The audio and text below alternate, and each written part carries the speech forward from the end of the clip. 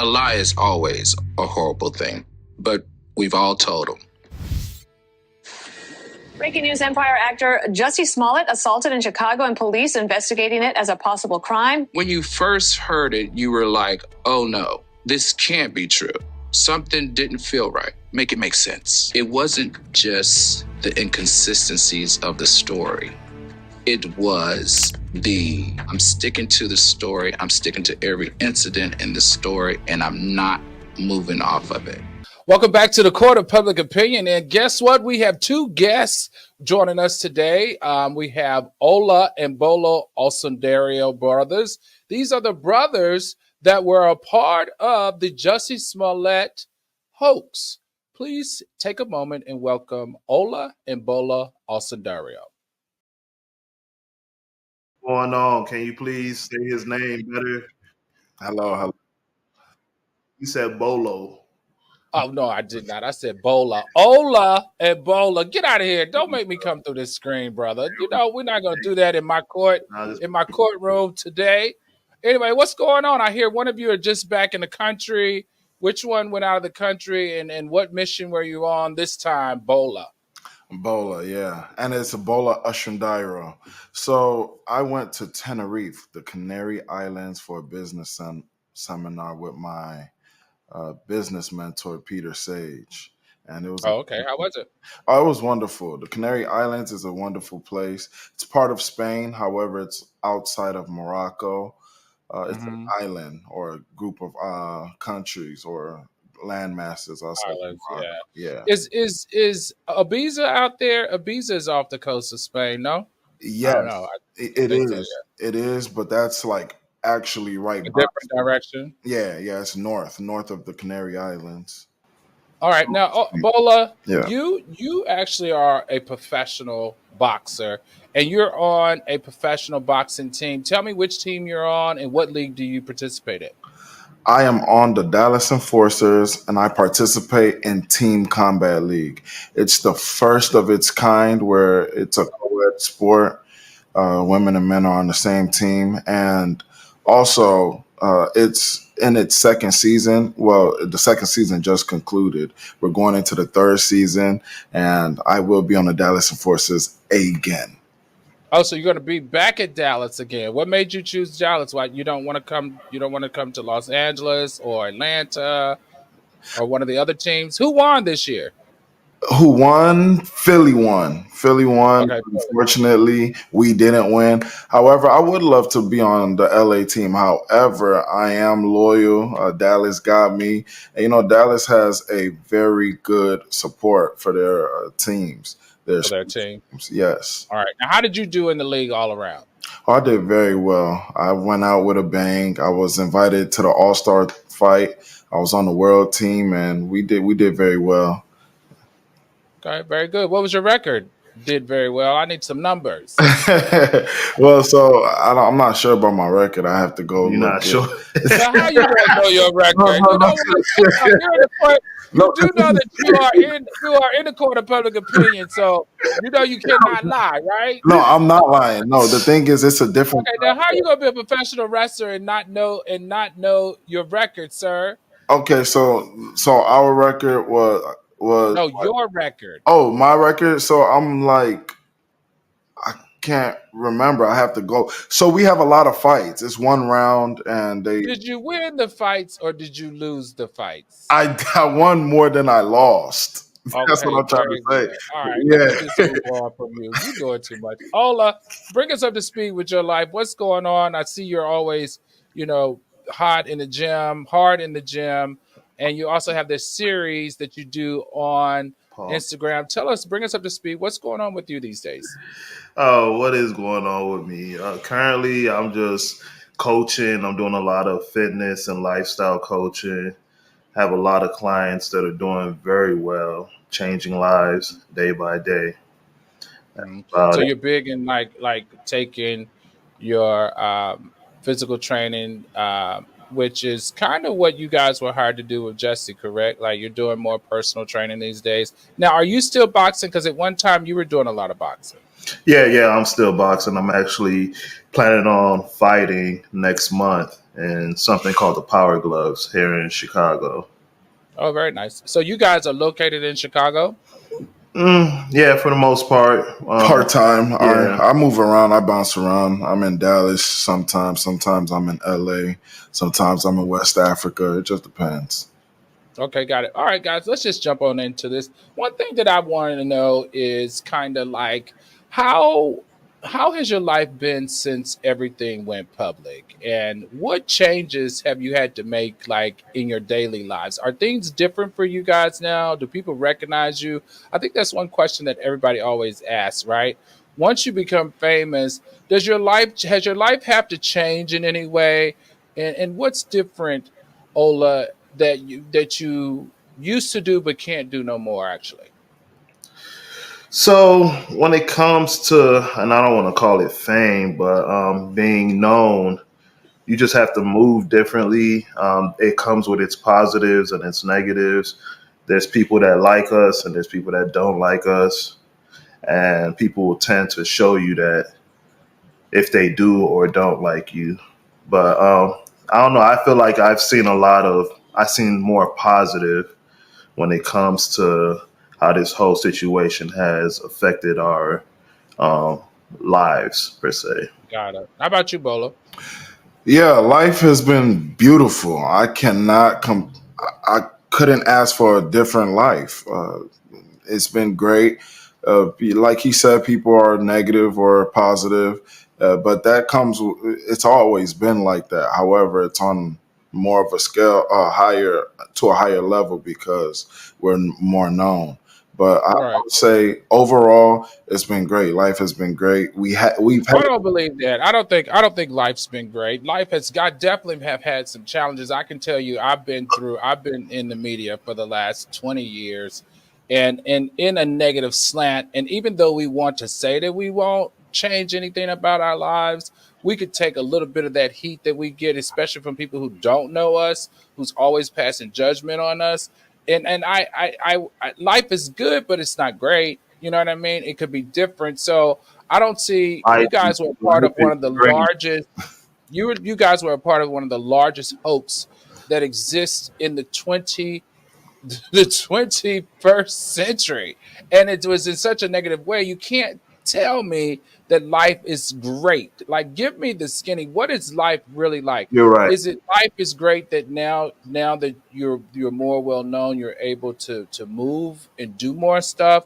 But you can't tell me life is great because everybody out here is not feeling you, right? Just the same way everybody out here is not feeling me. And they don't even know me, but they're not feeling me, and they have such strong opinions about me without even knowing me. And I know my stuff happened 20 years ago. I know yours just happened a few years ago. One of the largest hoax in history. You can't tell me everybody's out here showing you love everywhere you go. You're So what's the truth here? you're absolutely right. You're absolutely right, Al. I got to give you that. Life is no, life isn't completely great. Life is actually Right, amazing. Life is actually amazing.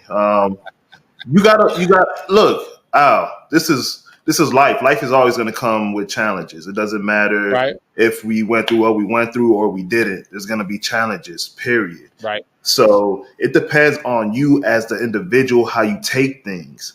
And right. my brother and I are living on a certain plane of life where we don't allow the outside to affect the inside. We Got it. Oh, I like that. I like that. we All right. allow the inside to navigate Create the reality. to Yeah. navigate the outside. All right. I like that. Okay. Okay. So life is great. So tell me this. Has it affected your family in any way? Because one thing I know in learning and meeting you guys and hanging out with you guys is that you guys have a very close knit family, and especially your mother. Your mother was like the first call you made, right? How has this hoax? How has been a part of this hoax, participating in this hoax? How has that affected your family and especially your mother? I would say that it has affected us in a way that it brought us closer together, definitely, as a Mm, family. Um, I'm able to now tell my mother more things that I wasn't able to talk to her about before, and now we are. Same thing with my father. It's brought us close. My father and Oh, I are still together. My dad just lives in Nigeria. My mother travels back and forth. But I would say it definitely has brought us together closer.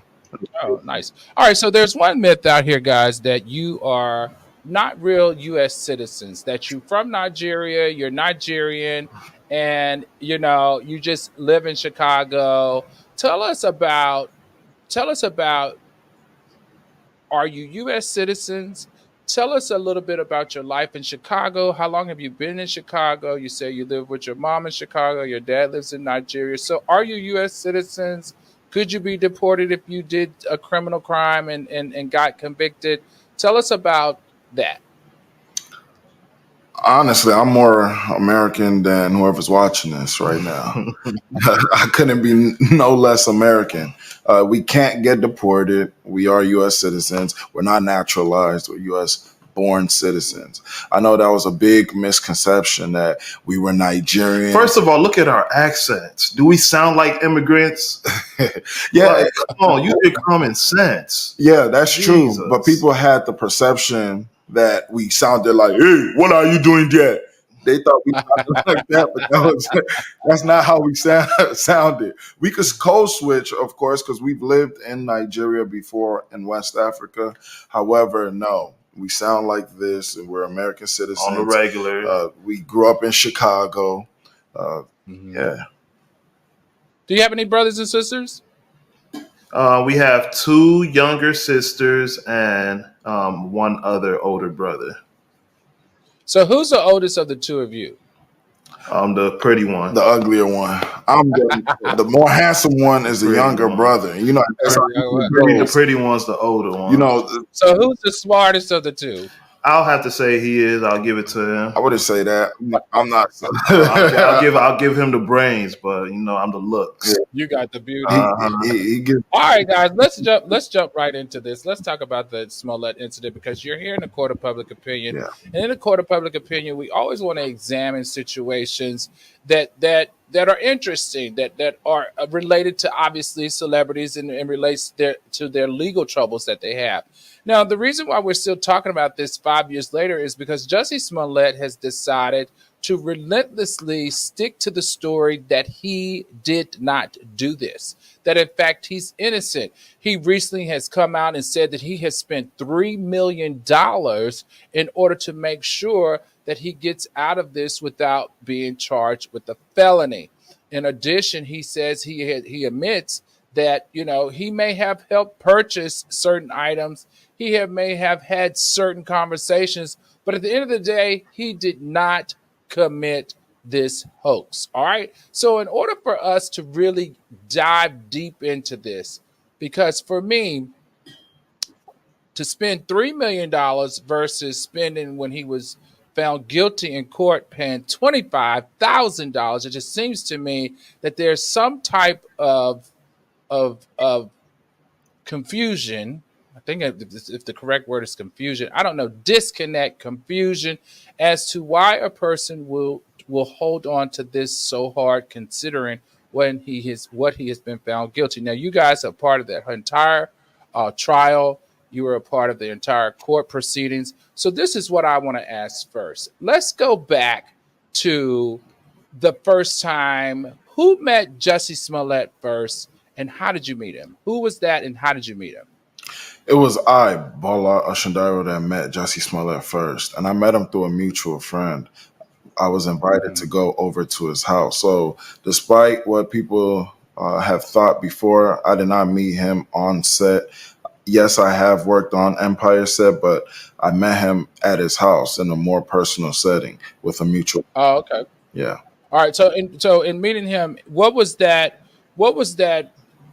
Let's call it, for the sake of a better word, friendship, relationship. What was that like? What was your entire friendship and relationship with him like before the alleged incident? So it was very brotherly. Like he was like a big older brother to me. We would go out, we'll club, and he'll show love. He'll buy, drinks. Sometimes we'll go out to eat, and then sometimes he'll even play his music for me. on the ride home when from set some days. Okay, and then Ola, you weren't privy to any of this at that time when they were building their friendship. Did he ever tell you, "Hey, man, yo, guess who I met? I met Jussie Smollett. He invited me to come on the set." What was the conversation between the two of you when your brother Bola first met Jussie Smollett? Nah, Bola used to tell me when he first started hanging out with Jesse. I always knew. Then I even went over to Jesse's cribs one or twice myself and hung out with them at the clubs as well. So it was. Oh, okay, cool. So you guys were kind of friendly. You hung out. You've been in his house. Cause see, once you've been in someone's house, you can might as well, more than once or twice, you're considered a friend, right? Like they trust you enough, especially if it's a celebrity, right? Because celebrities usually are very, very, not trustworthy of letting people come into their personal space because that is their sanctum. That's the one place that they can keep the public out because they live a very public life. Okay, with that being said, then let me know this. What how did or who did he approach first about this idea of an attack? Was it always an attack that he wanted you to do, or where did the concept come from and when did the concept come forward to one of you?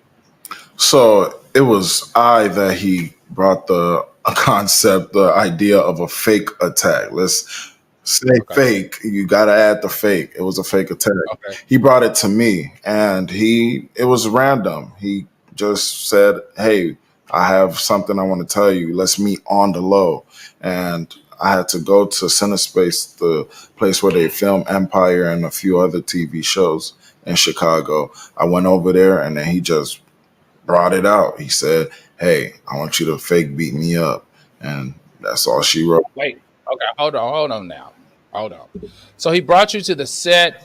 So basically he brought you to his job and he said, "Yo, bro, I got this idea." I mean, did he say, "I got this idea. It's something that I want you to do"? Like how I mean, the only reason I'm asking this question is how do you tell someone, "Hey, I want you to beat me up for fake because I need something." Like what was the entire conversation? So he prefaced it with the incident about him receiving the hate mail. So he had received hate mail from somebody. Allegedly, someone sent him hate mail. We don't know who did. If I can't say he sent it to himself. I don't know, but he got hate mail, and he wasn't happy how the studios, Fox or the Was handling it. studio, was handling it exactly. So he Okay. started it with that conversation, and mind you, he was smoking weed. So when he just said it, "I want you to fake beat me up," and I looked at him weird, like you know. So he wanted you to fake beat him up because he didn't get a response that he was looking for from the network as it relate to this hate mail that he got. I'm just trying to understand how does somebody sit you down and say, "I want you to fake beat me up" without giving you a logical reason? Why? Right. Yeah. Yeah. I asked that same question because he didn't say why. And he didn't say, "Oh, I want to increase my fame or my publicity." He didn't say any of that.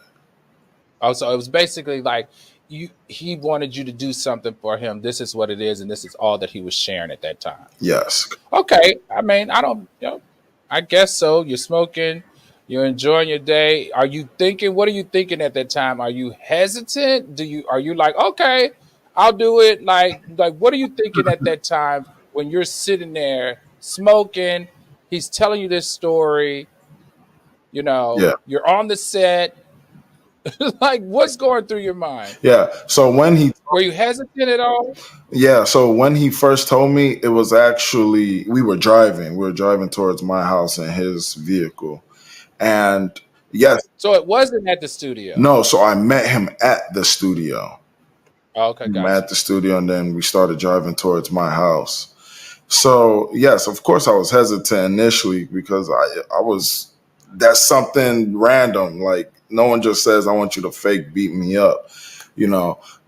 But he did tell me at the time to that Kim. So Kim Kardashian, had been, I think she was in France, right? I think Right. she, what happened to her? Her jewelry was Yeah, robbed. yeah, she got kidnapped or Yeah, something. they said Some crazy incident happened, and then he had told me that that was all set up, that was fake. It was a publicity stunt. So this was what he was telling me, that they do this in Hollywood, and this is just Oh, okay, I got a part of Hollywood. So I'm like, you. Okay, and so this is what so he's telling you, okay, I want you to beat me up. Don't think this is weird.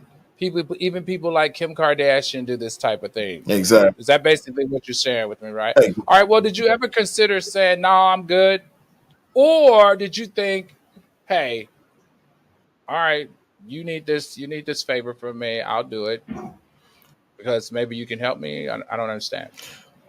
You don't understand why I would do it, or why would I? No. I'm just saying. I did you say, "Okay, sure," or did you want more details, or were you hesitant? Right.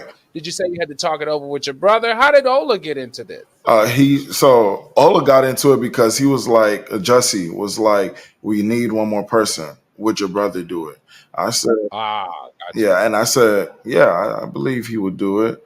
So then as we got to my house, we saw Ola outside, and he was getting the Mhm. mail or throwing away garbage. So it was like perfect timing. And then I told Ola to hop into the car, and then Jussie asked him, could he trust him? And then um, that's all she wrote. Okay, so all right, so we've gone through how you met him. We've gone through him asking you to kind of participate in this hoax. Now we're getting into the hoax. So Ola, you're in the car now. Bola, you're in the car. Jesse's in the car. What does he say to you? Does he give you details? Does he tell you how he wanted to be attacked? Does he tell you that it's going to be staged? Does he tell you what details does he give you as he asks you, can he trust you?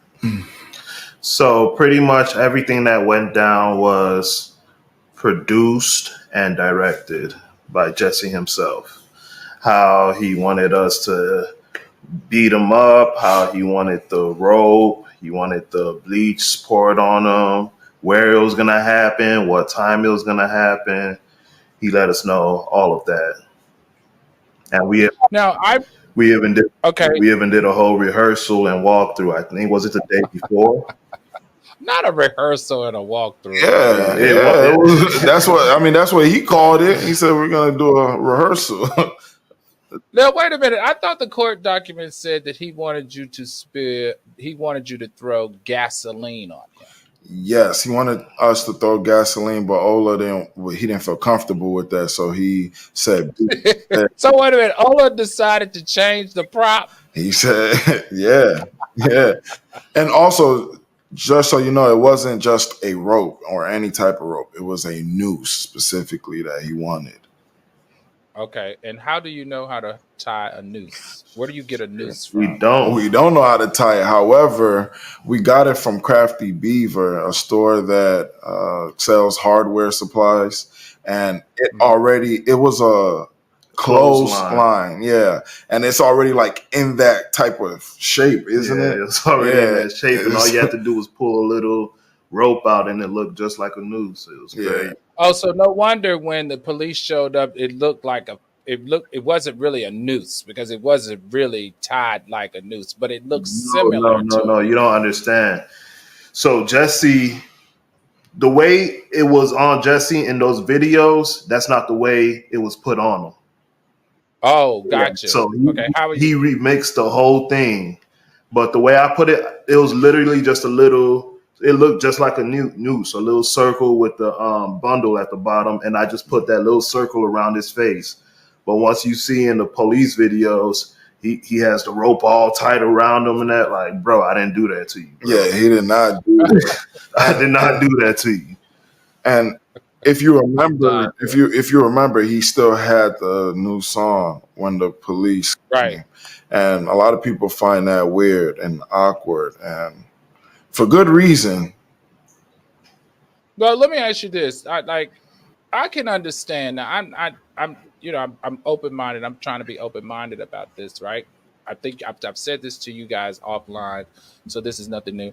I can understand if a very famous actor came up to me that I was a friend and said to me, "Hey, we need to fake an attack on me."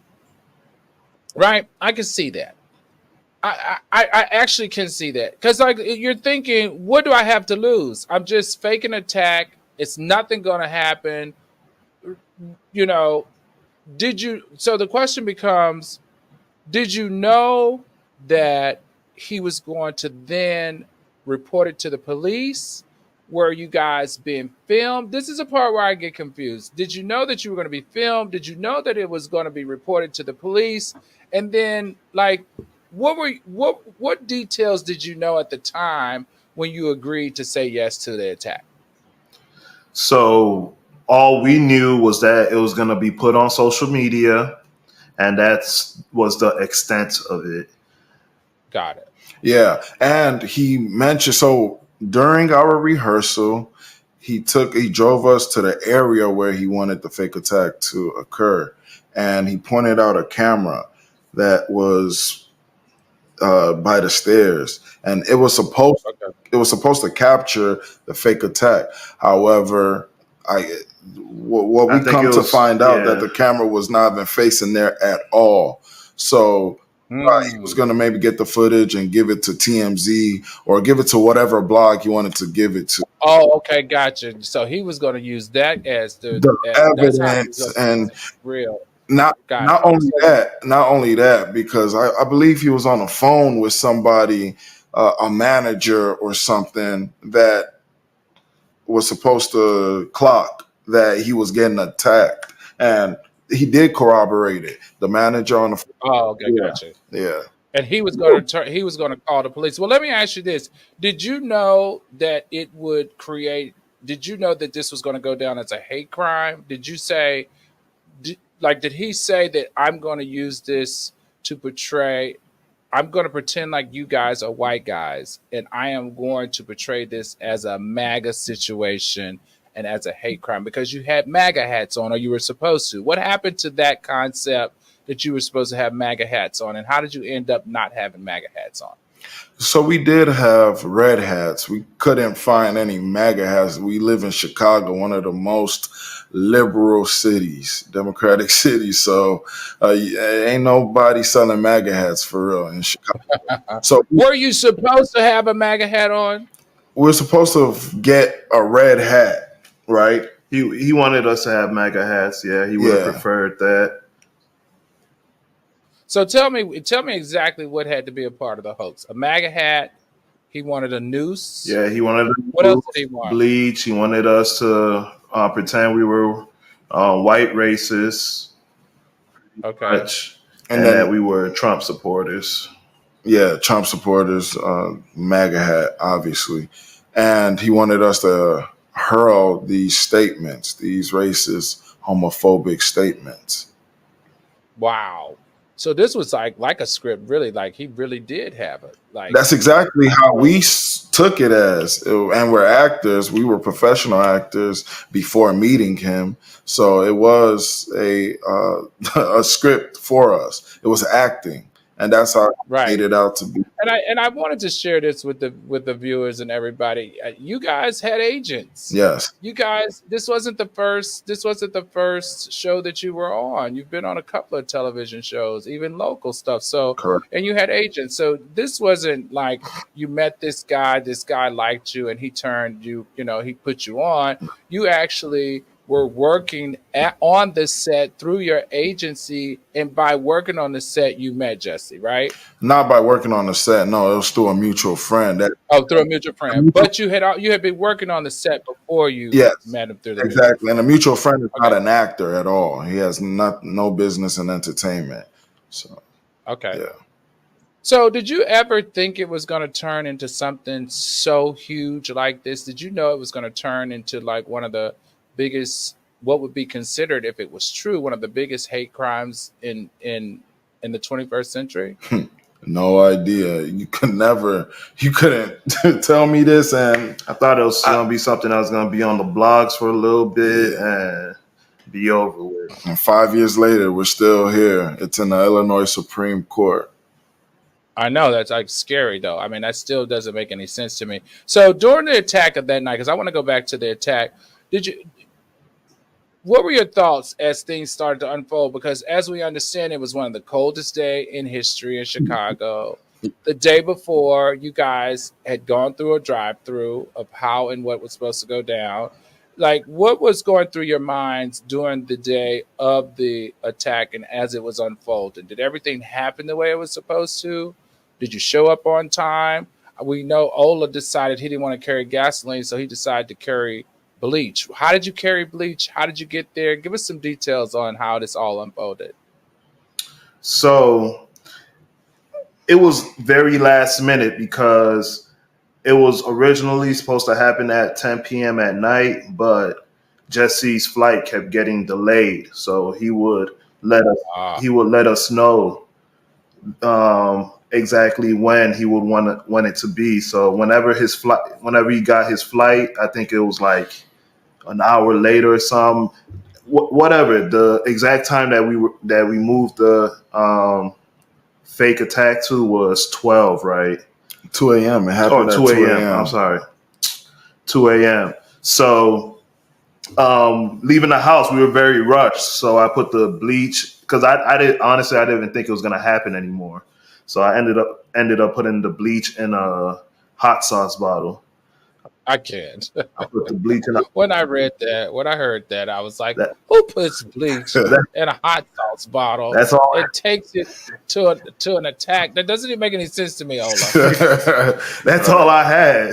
That's the only container I had. So, and we had to Okay. move fast because we didn't want to miss the 2 a.m. Deadline. So The meeting point. So let me ask you this. Did he offer money for you to do all this? How did he give you money to buy the stuff? What was the compensation for this fake hoax or this fake attack? So he did give us money to buy the materials. I believe it was $100 bill for the materials, and the compensation for the attack was $3,500.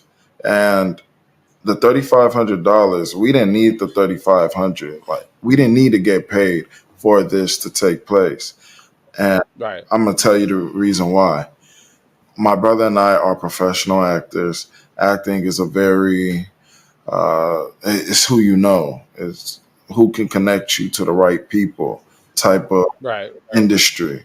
So Mhm. if we rub your back, you'll rub our back. You'll look out for us. And that's what we were Right. thinking. So it wasn't about the money. People are wondering why we didn't ask for more money. One, he's a friend. He was a friend, like a brother to me at that time. Right. So I'm not gonna say, Right. hey, give me 50,000. It wasn't about the money at that Right. point in time. And So let me ask you. and he promised us $500 more when we got back. We're still yet to receive our $500. You want your money now? Yes, sir. We need Uh, that. so let me ask you this: did you ever think, okay, I'm going to attack this guy on a Chicago street? What if somebody saw you? What if someone actually saw you and called the police, and the police showed up on the scene of this fake hoax? Did y'all think about that? No, we didn't have time to think about it because it happened so quick from the day he told me he wanted it done to us doing a rehearsal to us buying the it material was to like us 2 days. performing the actual fake attack. It was so quick. It happened so quick.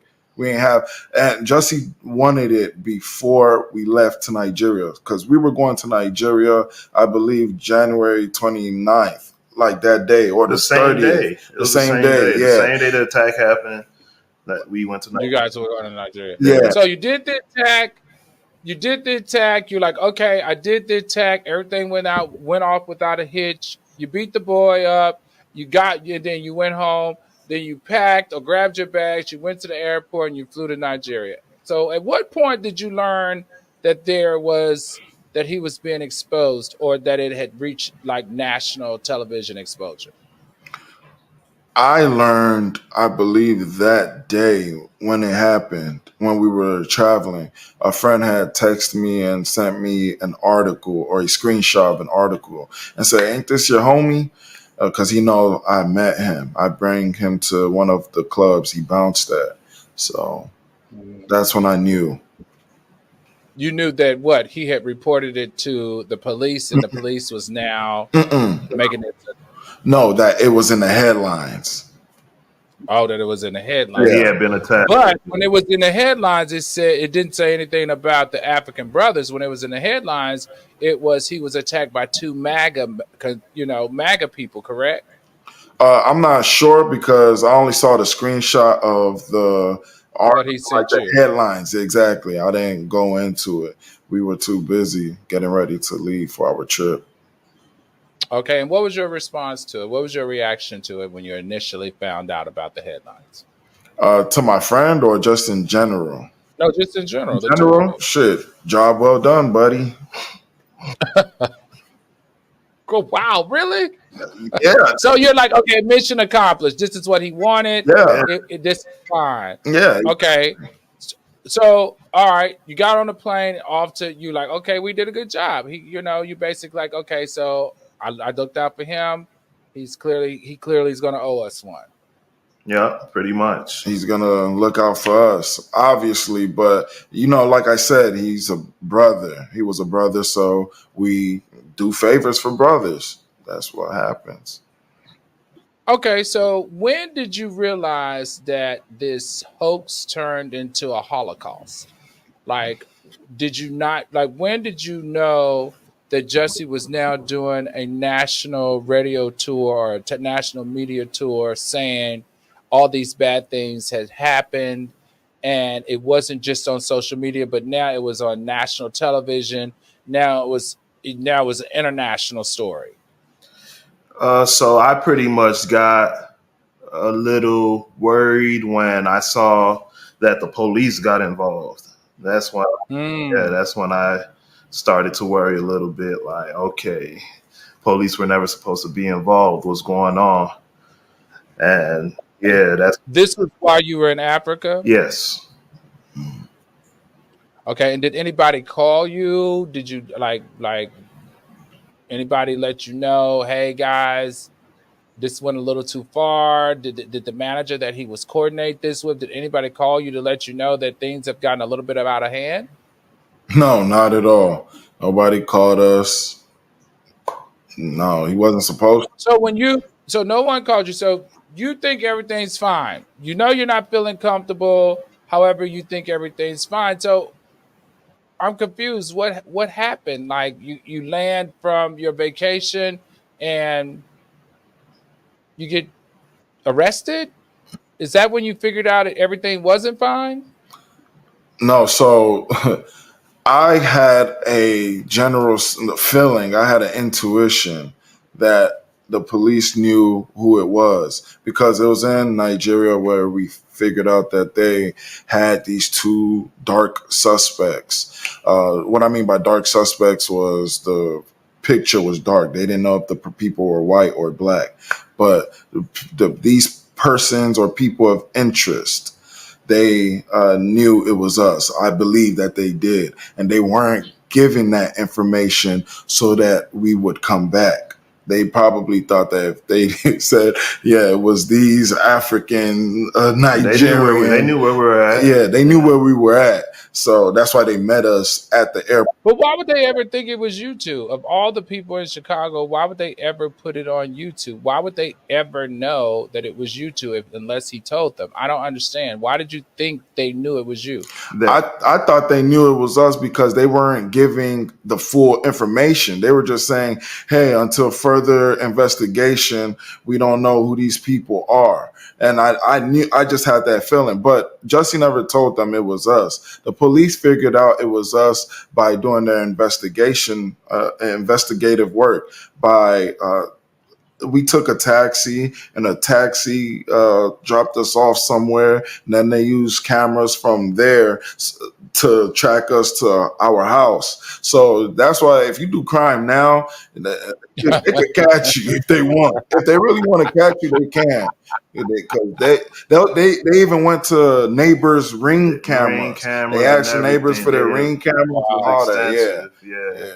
All right, this is getting really interesting now. Okay, so how long from the day that you left and the incident happened did you start to get this feeling? How many days were you gone? Did you start to get this feeling that they were on to you? So, like I said, we were in Nigeria, and we were only in Nigeria for 2 weeks, from like February 1st or January 29th to February 13th, 13th, 12th, or something like that. And it was around the time when Ola told me that he saw it on Twitter that some Rudy Gugliani, somebody in the police, was talking about. Yeah, so it was. We were in Nigeria for 14 days approximately, and Ola had told me that there were persons of interest, and I just had the feeling. I don't know how long into the trip it was, but I remember him telling me that, and I'm thinking. I even told him that, "Hey, man, I think they know it's us." Yeah, and That's interesting because they were on top of this, right? And it was so funny because it was like a media frenzy around this whole incident, and all the elements of it were just not what was needed at that time in America, right? This was before COVID started. This was after the Trump and the George Floyd thing. It was after the Black Lives Matter, during the height of the Black Lives Matter movement. Like it just was just insane. So let me ask you this. What was the most when you came back to the United States and you landed, you didn't know that you were going to be met with the cops. How did that happen? Just a point of correction. It was before the George Floyd, because I think George Floyd happened during COVID, and this was 2019. Right, but this was the build up to it, right? So we're talking about I meant to say the build up Okay. where the sentiment of America was not positive, right? Yeah. We were under Donald Trump. There were a lot of racist killings that were going on. Men of color were being attacked on a regular basis. We were at the beginning stages of the Black Lives Matter movement. It was just everything that was going on. That's why I think he put it all into this hoax. He put in a noose to symbolize racism and lynching. He put in MAGA hats to symbolize racism and the current climate in which the political system was in, right? He put in also two people slurring or saying homophobic slurs. So he was like trying to combine everything that was negative that was going on in the underbelly of the US, and making him, if you will, the victim of all of those things, the victim of homophobic slurs, the victim of, the Donald Trump administration, the victim of racism. In my mind, that's kind of how I saw it. So, what was it like when you got off the plane? Take me to the time when you got off the plane and you got arrested. Like, how did you know it was going to happen? Were you have any inkling? And what did they say when they arrested you? so when we got off the plane, it was customs that stopped us first. Customs was checking everybody's passports as we got off the plane, and I thought like, okay, this is something different, and this never happened before. And when first of all, my brother and I weren't together. We were seated in separate rows at that time. Okay. Yeah, so we got off the plane at different times. So I don't know who got off first, but when I got off, customs saw my passport, took me to the side, got my bags, went through my bags, then they let me go. Like everything was cool. Two steps away later, Chicago police grabbed me up. No way. Chicago police grabbed me up, take me to this little room like they're about to whoop me. Uh, but nah, they didn't touch me. They just asked me to unlock my phone. I unlocked my phone, gave it to them. They read me my rights, told me if I wanted to talk to them. I said no. I like a lawyer, which everybody should always do. Ask for a lawyer. Don't ever talk to the police. And yeah, they took me to 51st and Wentworth here in Chicago. So when they arrested you, did you have a feeling that you knew what it was for? Oh, of course. Of course. And what did they say they were arresting you for? They never told us. They never told us until my lawyer got there. That I had no idea. I knew, but they never said it with their own mouths what we're in there for. Yeah, Oh wow. yeah. Okay, and then how did it happen for you, Bola? I had a very, very similar experience to Ola, where the custom agents, they were checking everyone's passport that were leaving the plane, and they've never done that. I've never seen that before, so I was a little nervous when they were doing that. But they saw my passport, pulled me to the side. They let me go get my bag. Then they checked my bag, and I didn't have no contraband because I'm a upstanding citizen. So they let me go.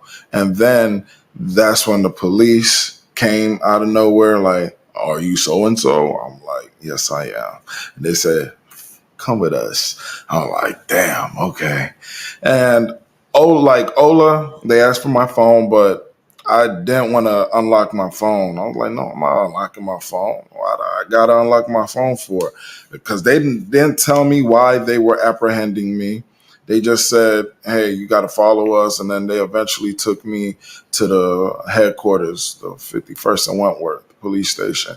All right. At this time, I So didn't see Ola. I didn't know where Ola was. And you weren't able yeah. to see him. They separated you. Mm-hmm. Okay, so it's at this point that your life has changed forever. Is that a fair assessment? Yes. From that point on, your life has changed forever. So, what was that like? Like, what was that like? The first couple of hours of being arrested, did you see any of the headlines? Did you know anything about the headlines, or were you still in the dark about what is really going on? We were literally in the dark about everything. We did not know. We didn't even know what time of the day it was. I was in there, felt like forever. But they Wow. said we were in there for 47 hours. Nah, I But had no clue. I yeah, had no clue what time it if it was was. morning, day, night, and mind you, until our lawyer came there, they did not tell us about anything. They didn't say what we were there for. Nothing, because Right. they said, "Do you want to talk?" I'm like, "Talk about what?" You call my lawyer. They didn't ask you. Did they show you? Did they tell you that you had been arrested for beating up Jussie Smollett, for attacking Jussie Smollett? Like, what were they saying in those 40? They have to say something to you in 47 hours. Well, until our lawyer got there, that's when our lawyer told us about what was going Yeah, our on. lawyer got there probably a day later. We were probably in there for a day before our lawyer got there. Yeah. So tell me this story because I remember this. I tell everybody all the time. I actually worked on the documentary, the 5-part documentary. I was a commentator on it. I met their lawyer. I had to read all their documents. I found this story to be so fascinating. I want you to share with the viewers, how did you get to your lawyer, Gloria, who actually ended up helping you get out of this case? How did you guys actually get to her as a lawyer? So it was through my mother, my beautiful, wonderful, dear mother. She had met Gloria. She had given Gloria a ride, I believe, a year before or sometime before, 6 months before, whatever the time was. And all of a sudden, we needed a lawyer. So my mom thought to the person that she had met earlier, and she had given my oldest brother, Larry, her Gloria's number. My mom was trying to actually call Gloria late that night. So it was, I don't know, I don't know if it was late at night in Nigeria or late at night here. Nigeria is 6 hours ahead of us. So anyway, Gloria was getting phone calls from this random number. She thought it was a scam, like it was some Nigerian prince trying to scam her. So that happened, and eventually Gloria came to the rescue. All right. So when she came to the rescue, she got you guys out. She explained to you what happened. Your life has changed. Now you're in the middle of a media firestorm. What was that like? It was disheartening, I can say that. And why do I say that? I say that because we weren't able to defend ourselves at all. We were told and instructed not to say anything because the case was going through, it was being tried in court, or they wanted to try it in court. So we couldn't say anything, we couldn't defend ourselves. A lot of people were saying all different types of lies, especially with and all the fake news going there's a on. lot of fake news, and we would see it and we'll be like, wow, they're really saying this, and we can't say nothing about it. Beautiful. Give me an example, because the reason why I say this and the reason why I can relate to it is because I just went through something similar to that. Not what you guys did, like with police or anything, but in a legal situation, in a job situation, that then because of all the lies that were going on and because it was becoming legal, I couldn't say anything. Mhm. I couldn't defend myself. I couldn't say that they were lying. I couldn't give proof because your lawyers simply say to you, listen, as it relates to your legal the process, you can't talk about it. Is that the same thing that happened to you? Yes, exactly. So there was a time they said both my brother and I were homophobic. They said we hate gay people, that we said F gay people, that we can never work with them.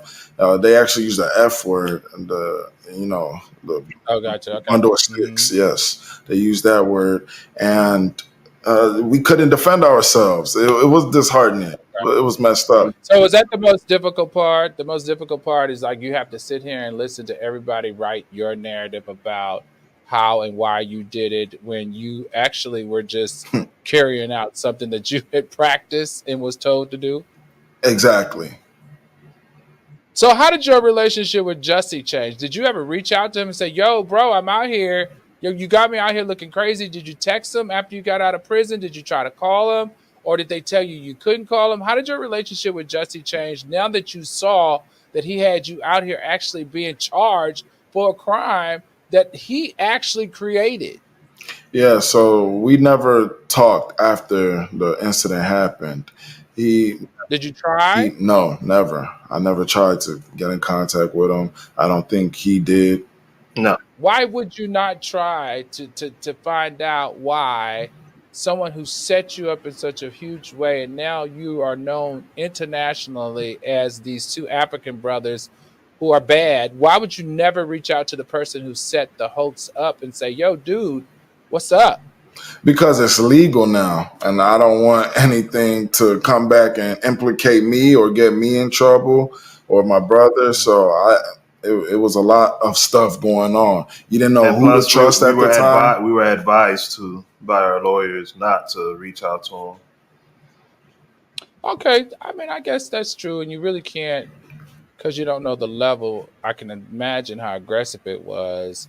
Did you anticipate this level of media attention and controversy? It wasn't just the attention, it was the controversy. Did you guys ever anticipate this at this level? Couldn't imagine it. Yeah. It was new. It was something new. I never seen this happen in my lifetime. I'm 33 years old. This is the first time anything like this I've witnessed. I've witnessed anything like this. So no, I couldn't. And how does that feel? If you're looking back on it now, how do you feel about your involvement in this hoax? We handled it pretty well. Would you do it again? I would. I would do it again because it has made me who I am today. I'll be a totally different person if I didn't do it. So I would not change it. I like who I am today. Well, how are you today that you were different than before the hoax? Oh, it put us through a lot of pressure. And you know what they say, pressure makes diamonds. And look at him. Doesn't he look like a diamond? He's very beautiful. No, but it gave us a lot of challenges. And with challenges, when you overcome them, you become stronger, you become smarter and wiser. Will we do things differently? Will we do something like that again? If we go back, will we do something like that now? No. Got it. But then it was like it made sense, right? Yeah, It was no big deal. exactly. It was like you were doing a skit, but this skit turned into like a national, like racial like Crazy. intense, Yeah, it's crazy. like crime. Like who could have ever thought? Okay, I can get with that. So let me ask you this: what was the legal process like? Because I had to read because of you guys hours on hours on hours on hours worth of legal documents. What was that process like? Because a lot of people felt that you guys didn't take it as serious because I think one court hearing, like one time in court, Bola, you showed up dressed like a Black Panther or something. Like, what was the legal process like? Why were you making fun of the process? Was it in your mind like? Because I can imagine, how do you separate the seriousness from how it started? So, like when I saw you, when I had to sit in the room and go through all of you guys' stuff, and I saw how you were showing up to court, I really felt like in my head, you were like, okay, so now I'm gonna take advantage of this. I can't change it. I'm gonna take advantage of it. What was going through your mind when you were showing up in court dressing like a Black Panther? So I'm a stylistic person, and like you said, we're here now, so you got to make the best of every situation you find yourself in, no matter what it is. I didn't want it to get to this or to that at that time. However, since we're here, let's go. I was just inspired. Maybe I just watched the Black Panther movie. Yeah, I bet you were. So tell me this. Okay. So did you have good legal representation? Do you guys think that Gloria was a good lawyer? Mwah, Mutubelo. She was wonderful. She was very good. Yeah, I really liked her. I really enjoyed her. Gloria knows Right. her stuff, Yeah. and you can't. She's a trailblazer. Yeah. She gets what she wants. Yeah. Right. Yeah. Okay. Well, let me ask you this. We heard through and reading through the court documents that you've gotten a few threats and harassments. Is that true? Of course, we still get. And what was that like? What was that like? Like, because it seems like you guys just kind of let it roll off your back. But threats and harassment are really serious. What was that like? So when we first got them, I haven't gotten threats like that before, like where people say you need to die or we'll kill you with a certain type of gun. I've never gotten that, but over time we kind of got not desensitized, but it lessened the blow. It lessened these people just talking, you know. The effects of it. Yeah, exactly. Although you don't look like you take kindly to threats. Like, how did you manage it? It was fine with me. I wasn't worried. I wasn't. There was no point that any of you were worried because a lot of the MAGA people actually came after you guys, Maggie right? left Because us. Well, initially, yes, they did. yeah, initially, Initially, they did. However, there's people that support us in all aspects or along the spectrum of the political spectrum. But mhm. MAGA people definitely do support us more than the liberal side now because we came Okay, and said the truth. because you came out. Okay, got it. So, do you believe before the trials, do you believe that you were portrayed unfairly or fairly by the media? Definitely unfairly. What would Why? The Nigerian brothers. That's Well, you are Nigerian, aren't you? we were born here though. But that's not what they meant, though. What they Yeah. meant was these off the boat. Yeah, that's what they meant. They ain't mean like just Nigerian by blood. They meant like Right. these foreigners. That's how they were painting us. Okay, got it. Yeah. Did you ever have a second thought about was it worth it? Do you sit at home sometimes and think, was this all worth it?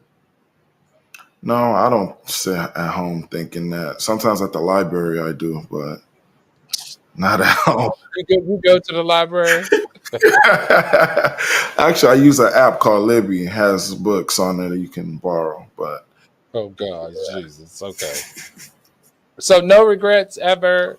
So what like when you were in court and he was trying to make this all like a hoax, like on your part that you did it and that you should be charged with the crime, you never was like once saying to yourself, if I could get my hands on this guy, if I could get my hands around his neck, like how dare he try to make me go down for all of this? Yeah, of course I felt that way, especially with him saying that him and I were in a intimate relationship, trying to spin that and have Right. people think about that. That was disgusting. And that was pretty down low what he did. Yeah, that's something that I thought was very interesting too. Yeah. So would that be the one part of the story that you would want retold correctly? Yeah, of course, definitely, because a lot of people have the perception that him and I were doing something together, or not just him and I. My brother, him and I were doing stuff together. They really believe that. They're like, nah. The thing in this world, the thought in this world, in our society, is that if straight man hangs out with a gay man, the straight man is gay. They're doing stuff together. Right.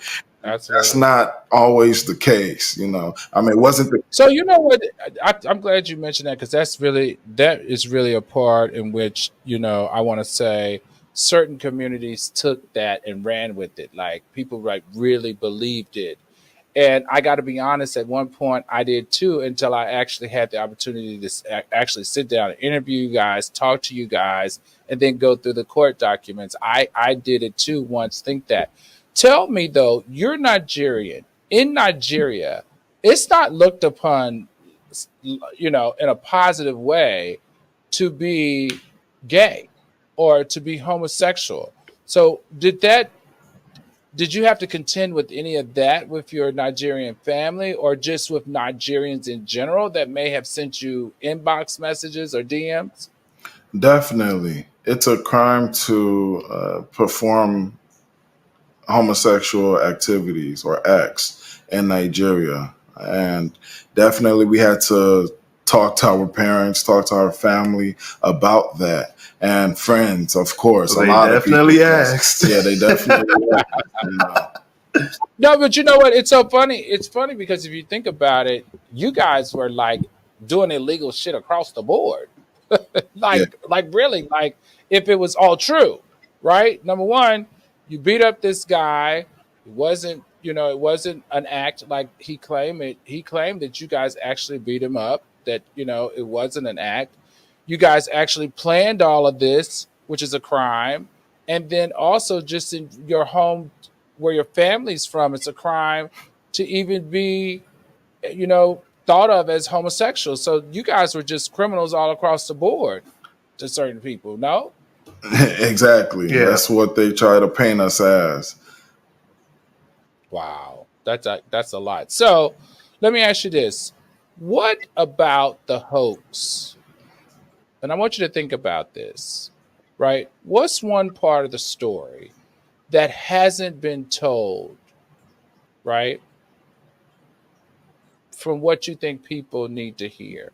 What part of the story, besides just the sex part, what other part of the story do you think has not been told that you want people to know? And is there anything you want to reveal that hasn't come out yet? Yes. So We a don't think. part that Okay. hasn't been told, that needs to be told, that people need to keep an eye on. And we do have a book that is coming out that does speak more about it. Who was really behind the Jussie Smollett scandal? Who put Jussie up to it? Mm. What hasn't been told? So wait a minute. It's now the night's getting juicy. So you're saying, or you are inferring, that you think it wasn't his brainchild. No, absolutely not. At all. No. He was just an actor like we were. He was just more of a series regular while we're just a day player. Hmm. This is a revelation right here in the court of public opinion. So this concept, then, let me just ask this. This concept where people are saying, okay, um, maybe he smoked too much ganja. Maybe he was drinking too much. Maybe, because he did go to rehab. Maybe it had got fogged his thought and his logical thinking, and and that's why he put all these noose and gasoline and attacked by MAGA people. You're actually inferring that he too was following instructions. Exactly. Absolutely. Precisely. We don't have proof, but we do have a lot of dots. So what makes you think this though? Because this is why would he just say that? Because the people that put him up to it. You don't want problems with them people. He don't want problems with the people that made him do it. You don't want problems with them people. Interesting. All right, let's wrap this up. Let's talk about going forward. I really do appreciate you all sharing and being very open and honest about this. Because I can imagine after 5 years, you've got to be tired of talking about it. But he is the reason why we're back at this again. You know, he just really will not let this go away. Now, let me ask you this. And I know we touched on it earlier, but I want to come back to it for just 1 second. Has your involvement in this hoax, like, how has it really affected your professional and your personal lives that you would like to share? So it really did put a little stop to our acting careers. My brother and I, we were on the up and up when it came to professional acting. My brother he just signed with the top agent in Chicago. I just filmed a guest star role in a show here in Chicago, and he did as well. So we were on our ways, and once this happened, all of that just completely stopped because of all the craziness that was going on. And that I can imagine. yeah, MAGA. And then also probably the fact that he won't let it go. You can't turn the page and move forward. So you're still kind of like in this holding pattern, because the more he talks about it, the more he brings up the memories of your guys' participation, right? Correct. Yes. So what's next? Because obviously you can't turn the page right now. What's next for the two of you? Hey, Al, can I add something to one of the questions you asked before? Could you like cut it up or something, whatever the case is? Hey, Ola shared with us about how his career was affected. Bolo, what did you want to share about how this all affected you? So one of his lawyers, Tina Glandian, she had said something to the effect of we probably wore white. Can you bring them to the main stage, please? He says a confession. He needs to be on the main stage. Thanks. Okay, go ahead. Start over. 3, 2, 1.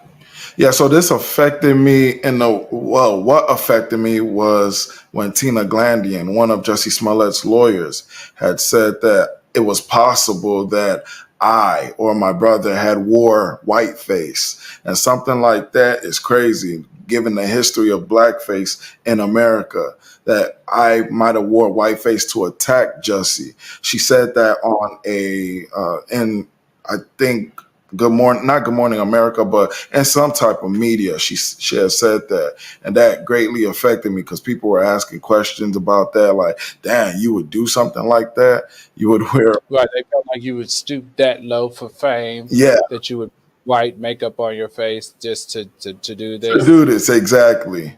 Wow, yeah, I can imagine. Yeah. So, what's next for you, Bola?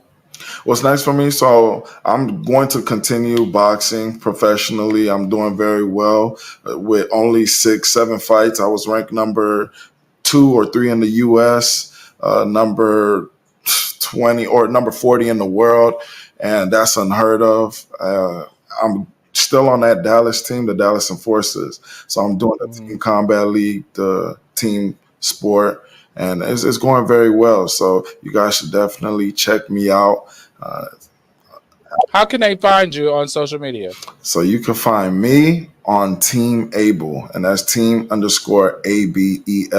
on Instagram, and Team Able on Facebook as well. All right, and you, Bola? You, Ola? You can find me on IG at King Ola the Prince. Is it King underscore Ola underscore Prince? The Prince, correct. Okay. And are you guys giving up acting? Because you were on an upward trajectory. Is that something that you putting on the back burner now? You're kind of refocusing, or is it still a part of your vision and your goals in life? Oh, of course, acting has always and will always be a part of our vision and goals. And we're still working towards it, talking to different agents and managers. And LA's the move. We'll be out in LA shortly, soon, definitely. All right, guys. All right, last question. Do you have anything that you want to share or advice or anything that you want to say to Jussie Smollett? At this point where we're at, I will tell Jesse to keep going. He's too deep in. He's too deep in. Keep going and see where it takes you. Maybe after the second time he lied, I would have told him like, bro, just give it up. People will forgive you at this point. Like people are gonna forget and they'll forgive you, and you can get on with your life. But as where we're at right now, keep going, bro. Good luck. You do know by him keep going will make you a victim of a criminal crime. You will be the suspect of a crime, correct? No, because court, the stuff in court's already over with. You feel me? So, and nobody believes him anyway. So, Yeah, in the court of public opinion.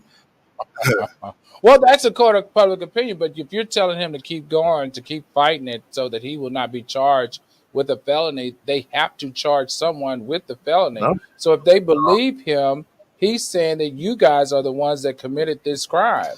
So maybe you don't want to tell him to keep going, but okay, Bola, what advice would you, or what was something that you would like to tell Jussie Smollett?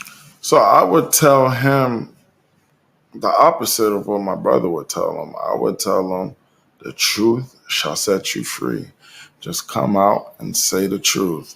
Be truthful, not your truth, the truth. Be truthful about the situation so that you can heal, your family can heal, and the people that love you are still gonna love you.